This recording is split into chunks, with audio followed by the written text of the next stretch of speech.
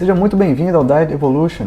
Eu sou o Dr. Eduardo Fidelis e esse é o podcast que contém informações seguras sobre dietas, emagrecimento e muito mais. Você já deve ter ouvido aquela célebre frase: o que importa é o número na balança. Mas será que esse número realmente define o sucesso no seu emagrecimento? Ou estamos todos obcecados por um indicador que na verdade pode facilmente nos enganar? Fique comigo nesse episódio porque eu vou explicar em detalhes as razões pelas quais a balança não é a melhor maneira de avaliar o emagrecimento. Bem, no episódio de hoje nós vamos falar sobre uma confusão que é muito comum, que é a diferença entre a perda de peso e emagrecimento. A balança, na verdade, é um objeto que, curiosamente, tantas pessoas temem e ao mesmo tempo supervalorizam. Ela frequentemente é o centro das atenções em qualquer processo que tem como objetivo o emagrecimento. Mas será que ela mostra o que realmente acontece com o corpo durante esse processo? Ou talvez ela acaba deixando de lado alguns aspectos ainda mais importantes à nossa saúde?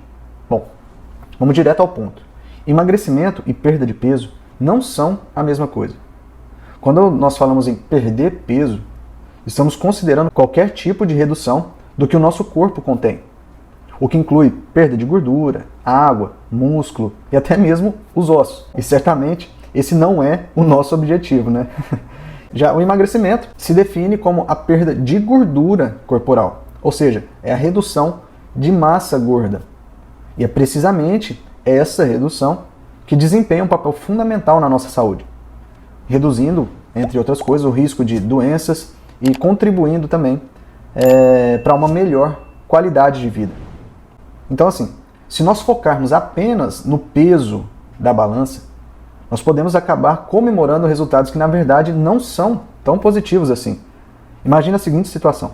Você começa, então, uma dieta extremamente restritiva e, em poucos dias, vê o ponteiro da balança ali descer abruptamente.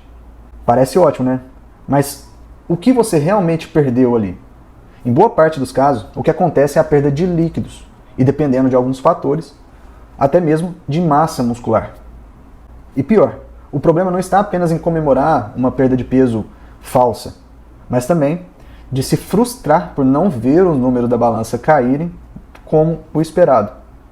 Pode ser que em algumas situações haja o ganho de massa muscular enquanto se perde gordura, o que é extremamente benéfico à nossa saúde. Mas o peso total pode não mudar significativamente na balança. Isso pode desmotivar algumas pessoas, mesmo sabendo da importância da massa muscular no processo de emagrecimento, por ser o tecido que mais gasta energia. Bem, então agora que nós já definimos a diferença entre perda de peso e emagrecimento, e vimos que a balança não é a melhor medida de se avaliar um progresso nesse processo de emagrecimento, nós precisamos agora, em primeiro lugar, mudar a maneira de como avaliamos o processo de emagrecimento. E, em segundo lugar, tomar medidas para garantir que estamos perdendo realmente o que se deve perder, que é a gordura. Certo? Então, quais seriam as formas que a gente tem, além da balança, de avaliar o emagrecimento?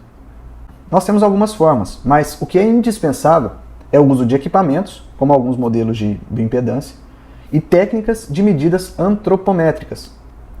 Eu falarei mais sobre as bioimpedâncias e a adipometria em outro episódio, mas aqui eu quero ressaltar 3 pontos importantes sobre eles. O primeiro é que nem todos os modelos de bioimpedância são precisos. Segundo, há situações em que as bioimpedâncias são, na verdade, contraindicadas porque podem causar mais confusão do que esclarecimento. E terceiro, a adipometria exige uma habilidade do avaliador. E, infelizmente, no Brasil, são poucos os que realmente possuem essa habilidade.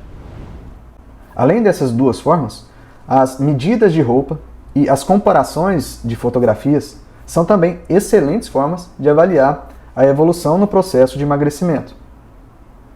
E como podemos garantir a perda de gordura? Bom, a resposta está na combinação ideal, que é um planejamento alimentar bem ajustado, com um déficit calórico moderado e a ingestão adequada de proteínas, associado a um treinamento de força, que é a musculação, e a um descanso adequado. Além de, evidentemente, fazer análises laboratoriais para ver se não há alguma deficiência, seja de micronutrientes ou mesmo alguma alteração hormonal que esteja aí prejudicando todo esse processo. Então, meu convite para você hoje é o seguinte: repense a sua relação com a balança. Use a balança como uma ferramenta a mais, não como um juiz do seu progresso. Existem outras maneiras e maneiras mais eficazes de acompanhar os seus resultados, evitando comemorações de perda de peso falsa ou frustrações com uma perda de peso mais lenta. E esse foi o primeiro episódio do Diet Evolution, no qual falamos sobre a diferença entre perda de peso e emagrecimento e por que você não deve confiar apenas na balança para avaliar a sua evolução. Se você gostou, não se esqueça de me seguir aqui nas redes sociais e de compartilhar esse episódio com seus amigos e familiares para que mais pessoas tenham acesso a informações seguras sobre emagrecimento, dietas e saúde. Nos vemos no próximo episódio. Até lá!